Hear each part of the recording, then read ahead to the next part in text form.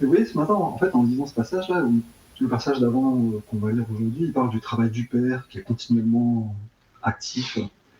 Je me disais, c'est vrai que moi, nous, on vit en permanence dans un environnement d'objets fabriqués, en fait, qui font que se dégrader, en fait, avec le temps.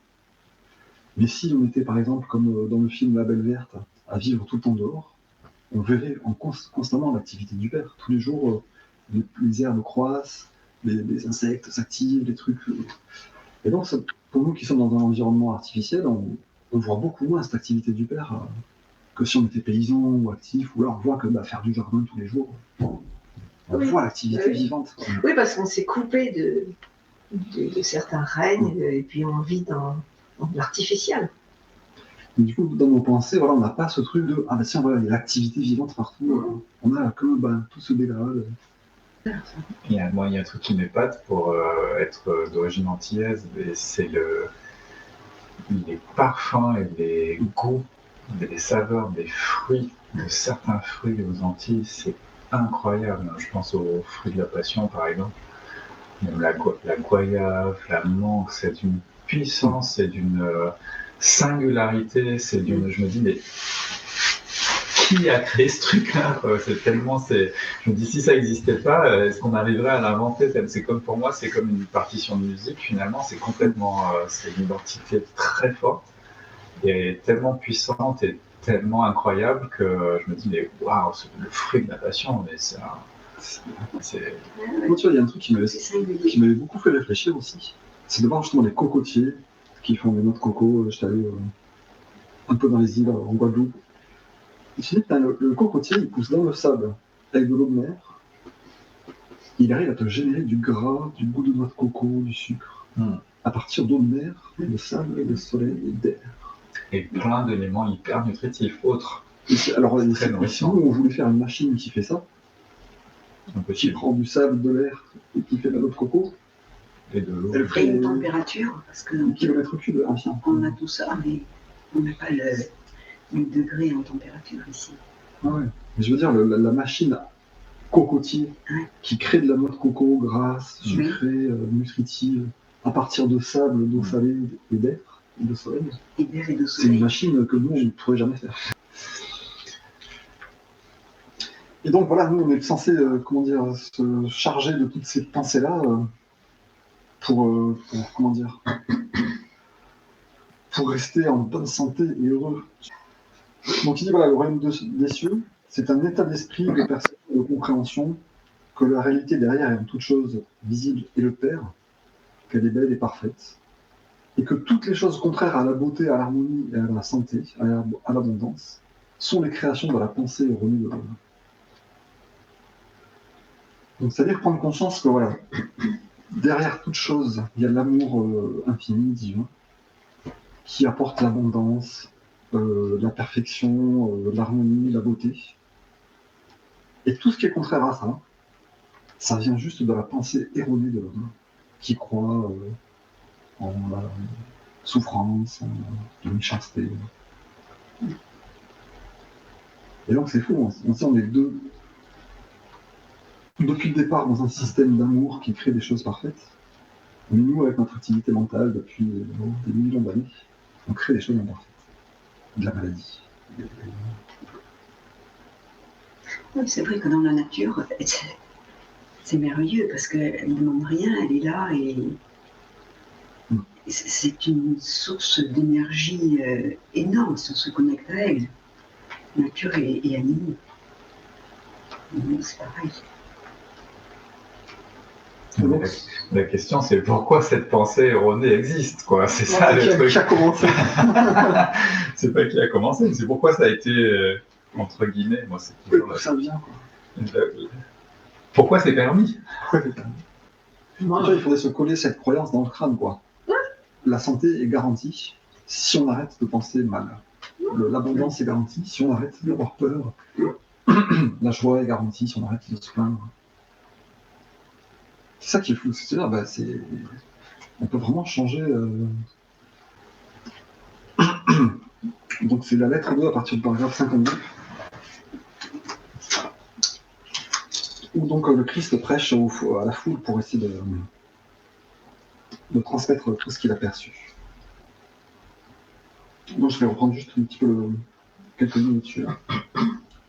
Si seulement je pouvais vous montrer et vous faire voir et croire que quand vous vous lamentez, votre tristesse est connue du Père. En temps voulu, votre tristesse sera changée en joie, si seulement vous vous tournez vers le Père et regardez le travail que l'amour Père accomplit en vous.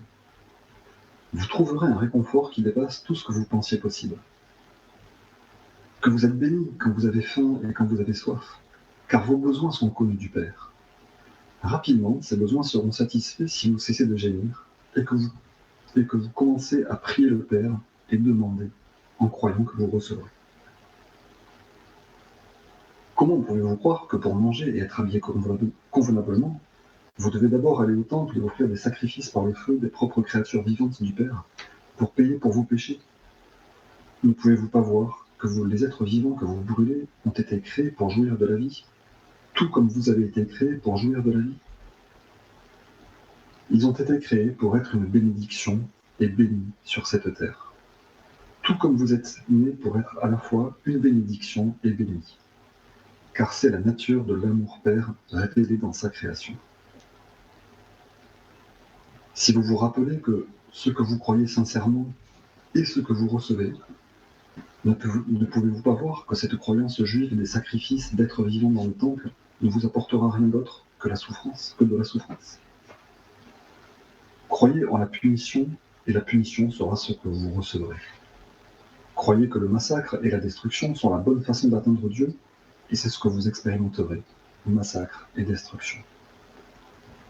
Si vous avez faim et soif, c'est parce que vous vous détournez du Père en vous. En cédant à vos pensées effrayantes, anxiété et sentiments de désespoir, vous êtes en train de créer les conditions mêmes que vous voulez rectifier. Vous faites toutes ces mauvaises choses à vous-même.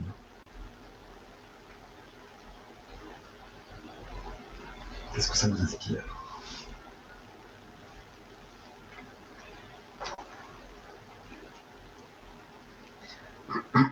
Que vous êtes bénis quand vous avez faim et soif, car ces besoins sont connus du Père. Ils seront rapidement satisfaits si vous cessez de gémir. Commencez à prier et demander en croyant que vous recevrez. On sème ce qu'on récolte. Voilà. C'est notre lot. Et moi, quand tu parles des sacrifices, comment pouvez-vous croire que vous devez d'abord aller au temple et offrir des sacrifices par le feu, par des propres créatures vivantes du Père? Bon, c'est comme il faut payer, quoi. En fait. Voilà. Il faut payer de quelque chose pour recevoir ou pour être considéré comme digne de recevoir. Il faut donner, il faut sacrifier, il faut payer. En fait, avec ces croyances-là, aujourd'hui, pour être digne de recevoir des choses positives, il faut que je fasse des sacrifices. Aujourd'hui, je suis plus digne de rien recevoir de positif. Je suis pas digne du tout, donc en fait, je fais n'importe quoi. Là, c'est pas pour recevoir des choses positives, hein, c'est pour payer pour les péchés. Pour payer pour les péchés, bon, ça revient au même, comme quoi on est des pécheurs, quoi. Ah, mais c'est quand même, là, c'est pour éviter la punition de Dieu. Ouais, c'est ça, mais aujourd'hui, il n'y a même plus de punition de Dieu. Dans l'idée, c'est faire le mal pour le mal aussi. C'est-à-dire le besoin de réparation et de vengeance, quoi. Et ça, c'est encore très présent chez nous. Il suffit de voir l'industrie de l'armement, comme c'est l'industrie des PV, le stationnement, l'industrie judiciaire, comme c'est... On croit beaucoup dans le mal. Hein. Nous, la croyance en « je vais punir l'autre pour corriger mes propres torts », elle est très présente encore. Au lieu de qu'est-ce qu'il nous dit, les animaux sont créés pour être des bénédictions et pour être bénis sur la terre. Comme vous-même, vous êtes bénis et êtes là pour être des bénédictions pour le reste. Donc arrêtez de croire en la punition, arrêtez de croire qu'il faut sacrifier, arrêtez de croire qu'il faut punir. Nous sommes nés pour être bénis et être une bénédiction. C'est quand même la croyance la plus contraire, je pense, à ce que les gens croient au fond d'eux-mêmes. Aujourd'hui. Beaucoup, oui. Nous sommes créés pour être bénis et pour être une bénédiction. Pour moi, c'est très très important. Et pourtant... C'est le but de la création. Ouais. C'est d'être béni et d'être une bénédiction pour les autres. Et pourtant, quand on amène un petit chiot en cadeau à l'anniversaire d'un enfant, on comprend tout de suite que le petit chiot, il est là pour être béni. On va prendre soin de lui. Et toi, toute bénédiction, il va apporter de la joie à toute la famille. Donc cette pensée, quand même, elle existe. Mais elle est très réduite. Alors, il faudrait l'étendre partout. Oui, mais à partir du moment où tu prends un animal, tu t'engages dans quelque chose. D'accord. Mais tu vois, cette conscience-là de, en fait, on est créé pour être béni et pour être une bénédiction, en fait, elle existe déjà un petit peu. Il faut l'étendre à tout le reste. Oui. Tous nos frères humains, tous les ils sont tous bénis d'être là pour être une bénédiction. C'est ça, en fait, c'est que c'est pas surhumain de faire, de parcourir la voie du Christ. Mais c'est de comprendre que la vie, on le fait déjà, mais tellement de façon petite. On le fait parce qu'on a la vie en nous qui nous pousse à l'amour. Mais à cause des pensées erronées, on se donne des bonnes raisons pour faire le mal. Oui, en fait, on a aussi, on est béni, on a donc notre part de responsabilité, puisqu'on a reçu ça, pour le rayonner aux autres. Sinon c'est perdu. Si on accepte cette bénédiction, c'est des Que pour nous, aussi. Ouais. Si on la redistribue pas. Et oui. C'est notre mort intérieure. Je le vois comme ça, moi. Je veux dire, on ne peut pas recevoir que pour nous cette bénédiction. D'où il parle de, je ne sais plus le mot qu'il emploie, parce que je n'emploie pas le même mot, mais d'où tu reçois, tu dois rayonner, quoi. Oui. C'est un petit peu ça, être béni et être une bénédiction. Et être une bénédiction. On reçoit, on est béni. Pour toute la nature, respecter les plantes, les animaux, le vivant, tout le vivant. Tout le vivant. On est béni, c'est-à-dire on reçoit la bénédiction du Père. Tout on est une bénédiction pour le reste. Et voilà, pour le reste, c'est tout. C'est tout en fait. C'est le caillou, c'est tout. C'est pas juste ma famille de sang, les objets. C'est quand même une sacrée responsabilité. Et ouais, quand on dit des choses, on dit oh, ah bon, c'est ça le sens de la vie en fait. Oui.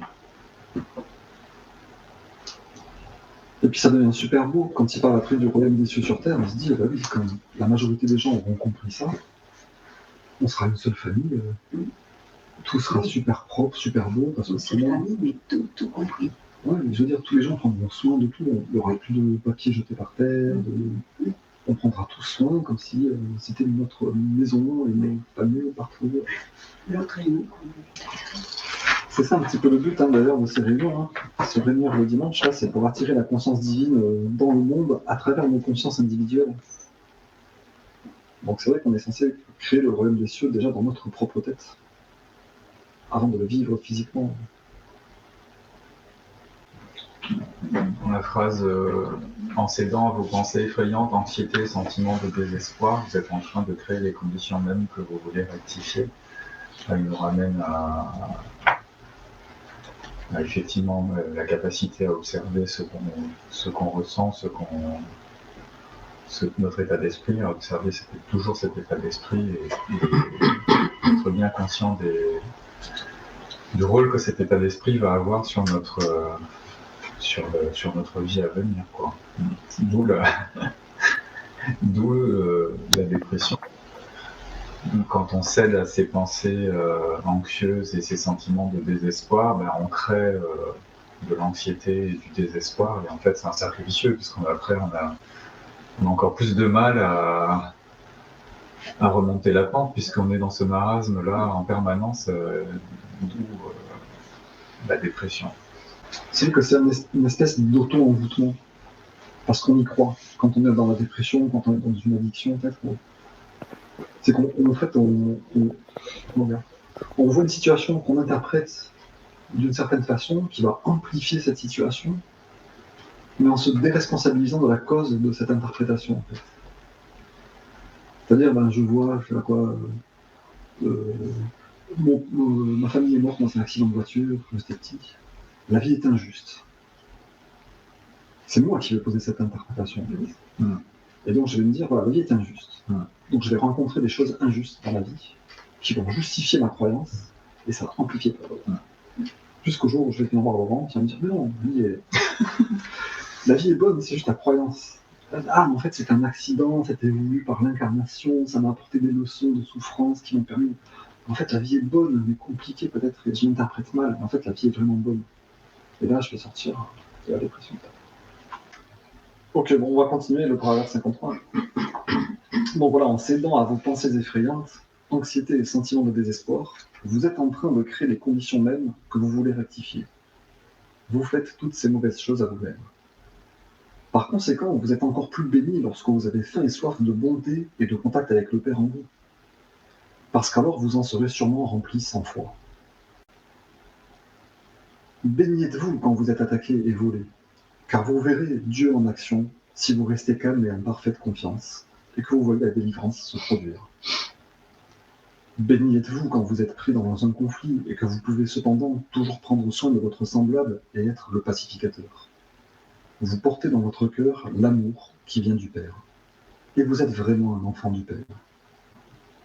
Béni êtes-vous quand vous avez été profondément lésé par autrui, et que vous pouvez cependant pardonner et montrer de la miséricorde, vous abstenant de chercher la justice ou les moyens de le persécuter. Vous vous mettez directement en harmonie avec l'amour qui est Dieu actif en vous. Et c'est ainsi même que vous serez épargné dans les moments difficiles. Les plus bénis de tous sont ceux qui sont purs de cœur, car de tels individus se sont débarrassés de toute colère, haine, vindicte, méchanceté, jalousie, dureté de cœur. Et ils se tiennent devant le monde comme l'amour rendu visible. Ils connaîtront la réalité appelée Dieu, et ils sauront que la réalité est le Père en eux.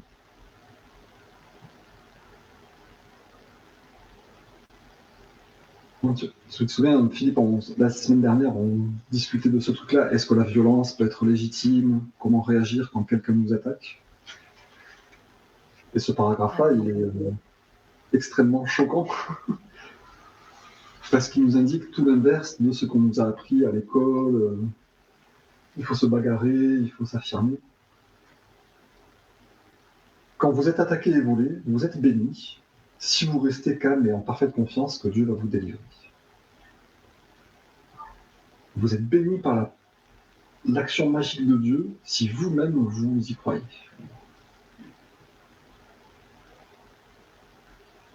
Vous êtes béni quand vous êtes pris dans un conflit si vous pouvez rester le pacificateur.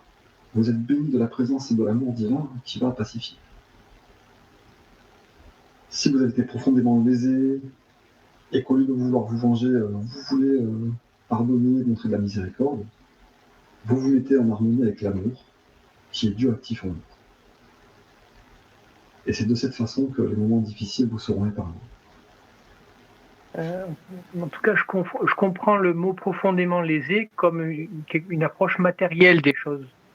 Mais concernant la vie, imagine qu'on porte atteinte à la vie de tes proches ou même à la vie de quelqu'un d'autre, peu importe. J'ai pas l'impression que ce paragraphe concerne ce cas-là. Ben, tu vois, il te dit quand vous êtes attaqué et volé. Premier exemple. Quand vous êtes attaqué et volé, vous êtes béni si vous restez calme et en parfaite confiance. Je ne sais pas s'il faut trop essayer de contextualiser ou de relativiser ce qu'il dit, quoi. C'est clair qu'en tous les cas, ça ne veut pas dire ne rien faire, ça ne veut pas dire ne pas parer des coups de couteau ou se laisser étrangler, tu vois. C'est pas la parabole, je ne sais pas si c'est une parabole parce que je ne connais pas trop, mais il faut tendre la oui. Oui. Ça y est pas, soit le juif et puis voilà, ça, c'est pas le même. C'est pas le même, non. C'est pas le même discours. Mais ça, c'est jamais dit dans les lettres. Hein. Ouais. Ah, ça, c'est jamais dit. C'est pas le même discours. Là. C'est jamais dit dans les lettres, ça.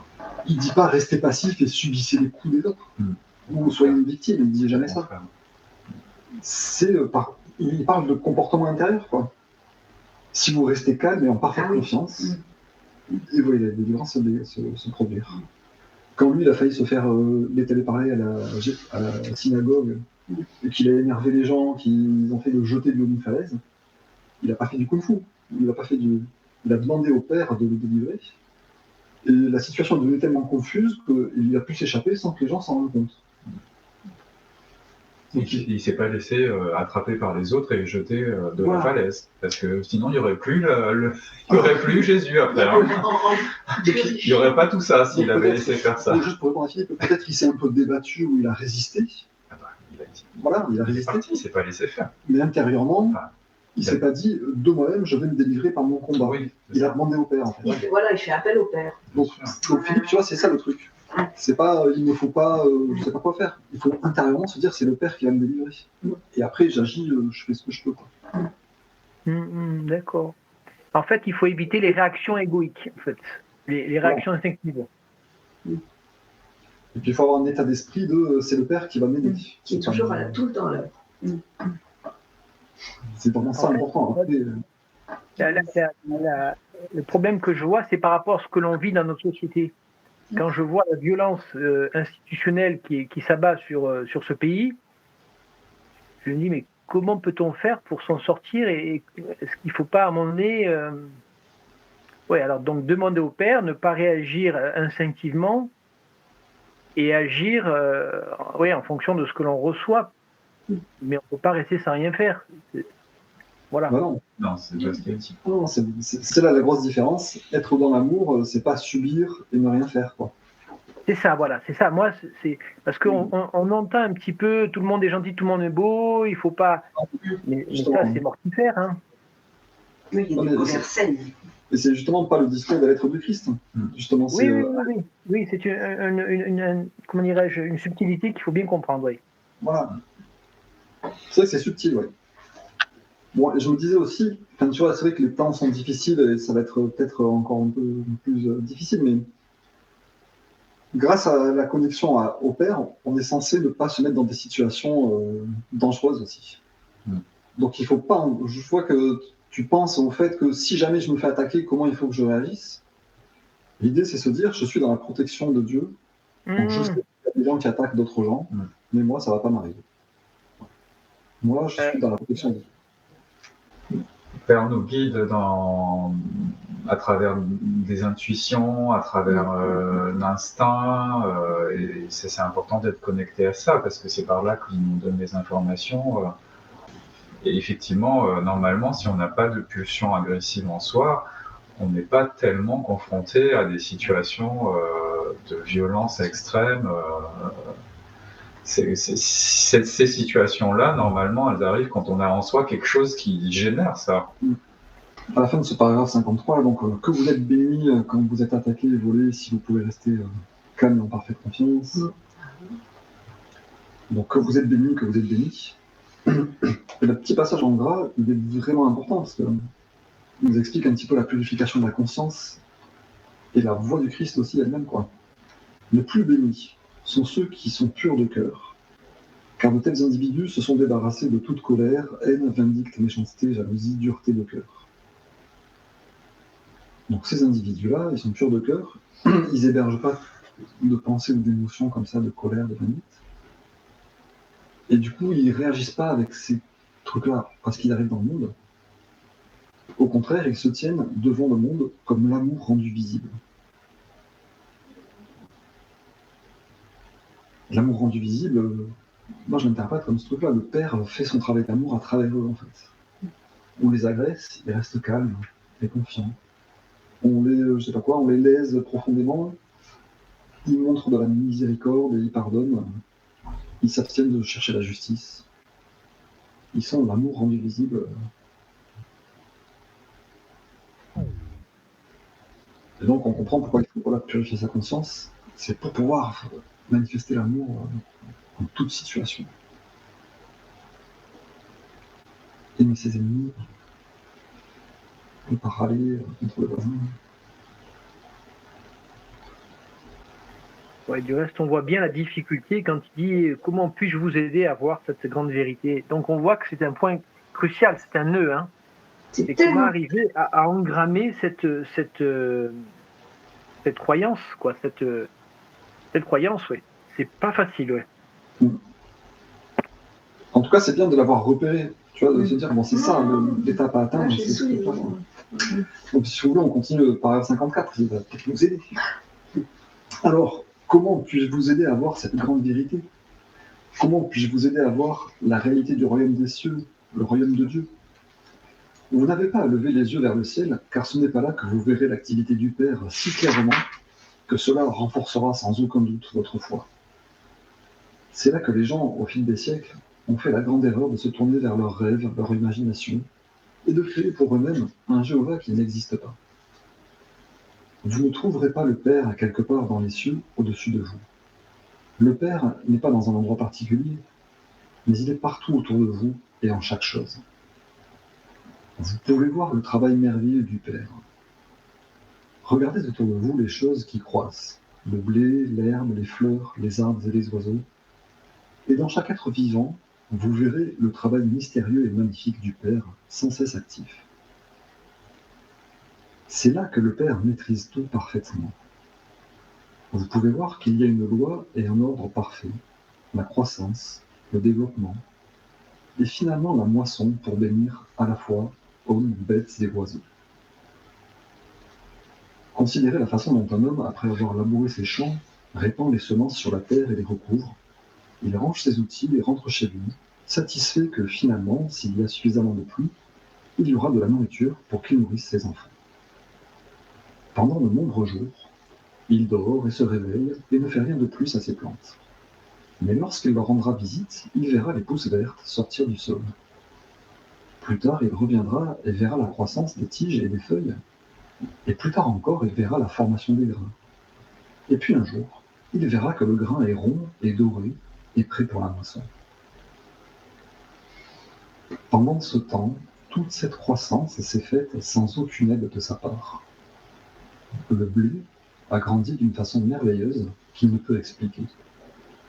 Est-ce de la magie? Non, c'est le travail du Père, la puissance, l'intelligence aimante à travers l'univers, qui inspire l'œuvre et respire à travers elle. C'est l'activité du Père qui est la vie intelligente de l'univers.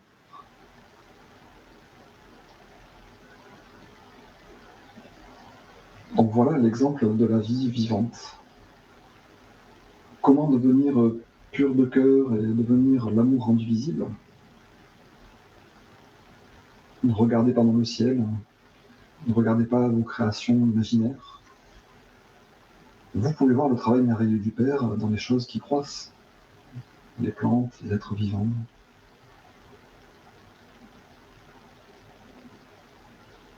C'est là que le Père maîtrise tout parfaitement, dans la croissance des choses vivantes. Il y a une loi, un ordre parfait, la croissance, le développement, la moisson pour bénir à la fois hommes et bêtes et oiseaux.